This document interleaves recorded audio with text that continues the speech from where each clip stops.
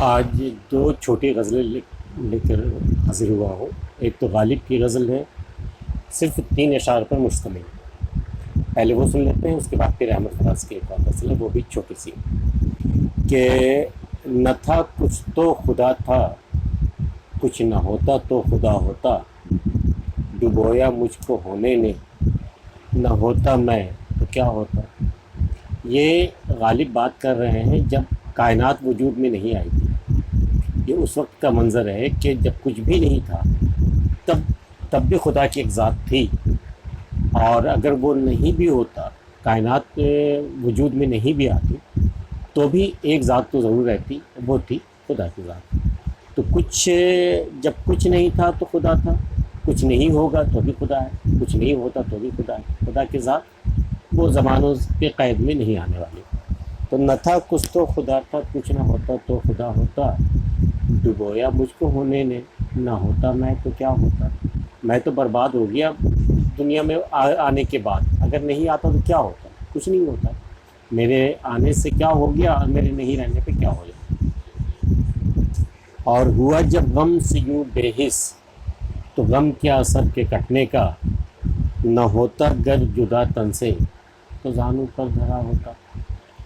غالب نے بہت غم دیکھے اپنی زندگی میں، بلکہ غم کا مجموعہ ہی رہی ہے ان کی زندگی۔ اور یہ شعر خاص کر اشارہ 1857 کے غدر کے وقت کا، جب انہوں نے بہت سارے احباب انہوں نے کھو دیے، جب انگریزوں نے بدلہ لینا شروع کیا انقلابیوں سے، تو جسے بھی دیکھا اسے گولی مار دی یا پھر اسے پکڑ کر پیڑوں پہ لٹکا دیا، اور بے تحاشا پتہ نہیں کتنے ہزار لوگ جہاں بحق ہوئے۔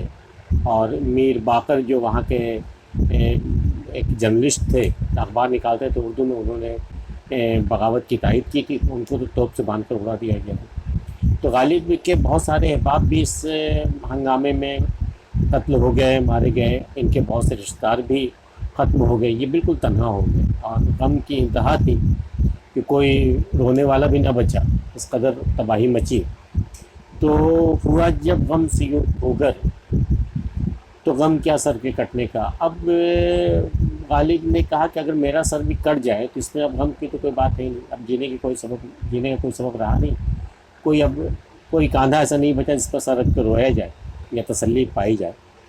تو غم سے یوں بے حس، بالکل بے حس ہو چکا تھا غالب کی طبیعت ہے۔ اس طرح کے لوگ جنہوں نے مسلسل غم دیکھا ہو، تو ایک نہ ایک وقت تو غم سے بے حس ہو ہی جاتا ہے۔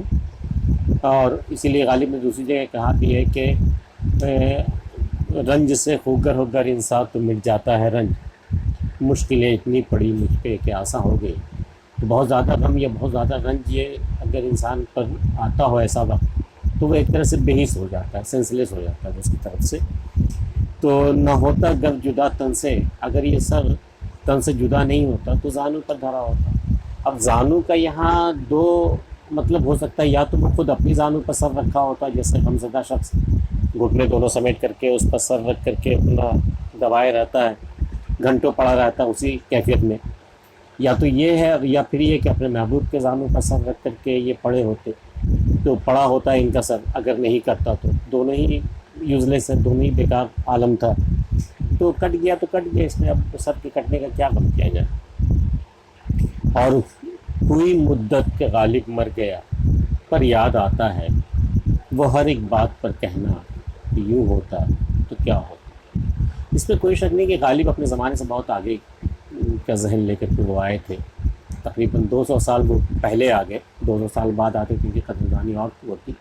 بڑا سائنٹیفک مزاج انہوں نے پایا تھا، اور ہر بات کو یوں ہی منوان قبول کر لینا یہ ان کی طبیعت میں نہیں تھی، بلکہ ہر ایک بات میں کوئی بھی معاملہ سامنے آتا تو ایک سائنٹیفک ریزن وہ ضرور ڈھونڈتے تھے کہ اگر ایسا ہے، اگر اس کے بجائے ایسا ہوتا تو کیسا ہوتا۔ اور میں سمجھتا ہوں کہ آج کے جو سائنسی ایجادات ہیں، یا جو بھی آج انکشافات ہو رہے ہیں، جو بھی ٹیکنالوجی آگے بڑھ رہی ہے، یہ محض ایک ہی سوال کی بنا پر یہ ممکن ہو پایا ہے کہ اگر یہ چیز ایسی ہے برسوں سے، اگر یہ چیز ایسی ہو جائے، یا اس کو اس طرح اس ترتیب میں دے دی جائے تو کیا ہوگا۔ یہ تمام ایجادات جو آج ہم دیکھ رہے ہیں، یہ اسی تجسس کا، اسی سوال کا جواب ہے یہ۔ تو غالب کے پاس یقیناً ایک سائنٹیفک ذہن رہا ہوگا، ہر چیز کو یوں ہی قبول کرنے کے بجائے اس میں وہ سوال ڈھونڈتے تھے کہ یوں ہوتا تو کیا ہوتا، یوں ہوتا تو کیا ہوتا، تو غالب تو مر گیا، ہوئی مدت کہ غالب مر گیا، پر یاد آتا ہے وہ ہر ایک بات پہ کہنا کہ یوں ہوتا تو کیا ہوتا۔ یہ تھی غالب کی غزل، اور اس چھوٹے سے ویڈیو میں شامل کر رہا ہوں احمد فراز کی ایک اور غزل، وہ بھی چھوٹی سی ہے، زیادہ وقت نہیں لگے گا۔ وہ دوسری غزل ہے کہ جو سر بھی کشیدہ ہو اسے دار کرے ہے، اغیار تو کرتے تھے، اغیار تو کرتے تھے، اب یار کرے ہے۔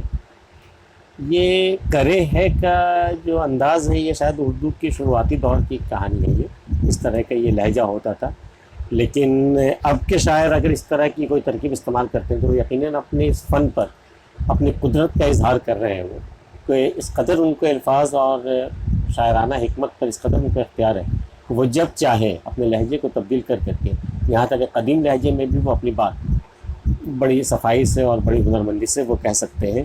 تو جو سر بھی کشیدہ ہو اسے دار کرے ہے، جو سر کٹ چکا ہو وہ اسے پھانسی کے تختے پہ ٹانگ دیتا ہے۔ اغیار تو کرتے تھے سو اب یار کرے ہیں، جو کام پہلے غیر کرتے تھے، دشمن کرتے تھے، وہ اب یار کرنے لگے ہیں۔ وہ کون ستمگر تھے کہ یاد آنے لگے ہیں، تو کیسا مسیحا ہے کہ بیمار کرے۔ تو ایسا مسیحا ہے جو میرا علاج کرنے آیا تھا، مجھے اچھا کرنے آیا تھا، تو ستمگر کا قصہ لے کے بیٹھ گیا، یہاں تک کہ مجھے ستمگر کے سارے ستم یاد آ گئے۔ تو وہ کون ستمگر تھے جو یاد آنے لگے ہیں، تو کیسا مسیحا ہے کہ بیمار کرے ہیں، تیرا کام تو مجھے اچھا کرنا تھا، تو اس کا ذکر کر کے مجھے پھر سے بیمار کر دیا۔ اب روشنی ہوتی ہے کہ گھر جلتا ہے دیکھیں، اب روشنی ہوتی ہے کہ گھر جلتا ہے دیکھیں، شعلہ سا طواف در و دیوار کرے۔ ہمارے گھر کے در و دیوار پر جو ایک شعلہ سا کوئی شے ہے، کوئی آگ ہے جو طواف کر رہا ہے، چکر کاٹ رہا ہے، اس کے گرد طواف کر رہا ہے، تو یہ روشنی ہو رہی ہے ہمارے گھر کے چاروں طرف یا گھر کو آگ لگ گئی؟ کیا ہوا ہے ذرا چل کے دیکھیں تو ہے۔ اب روشنی ہوتی ہے کہ گھر جلتا ہے دیکھیں، شعلہ سا طواف در و دیوار کرے ہے۔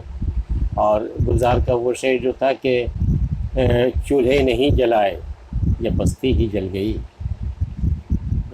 کچھ روز ہو گئے ہیں کہ کیوں اٹھتا نہیں دھواں، یہ اسی مزاج کا ایک شعر یہ لگ رہا ہے کہ اب روشنی ہوتی ہے کہ گھر جلتا ہے دیکھیں، شعلہ سے طواف در و دیوار کرے ہے ترک تعلق ہی مداوا غم جاں کا، پر ترک تعلق تو بہت خار کرے۔ یہ ترک تعلق ہمارے غم جانا کا، غم جاں جو مجھے لگا ہے، جو روگ لگا ہے، اس کا ایک ہی علاج ہے، یہ مداوا مینس غم کا علاج ہو جانا، غم کا مداوا ہو جانا، تو ہے ترک تعلق۔ اب ایک ہی صورت ہے کہ ہم ترک تعلق کر لیں اپنے محبوب سے، تو یہ جو غم جانا کا جو روگ مجھے لگا ہے، عشق کا جو روگ لگا ہے، غم جو مجھے لیا، اس کا ایک ہی علاج ہے کہ میں ترک تعلق کر لوں، پھر سے اجنبی بن جاؤں، تو یہی اس کا علاج، یہی اس کا مداوا ہے۔ مجھے لگ رہا ہے کہ ہے ترک تعلق کے مداوا غم جاں کا، پر ترک تعلق تو بڑا خار کرے۔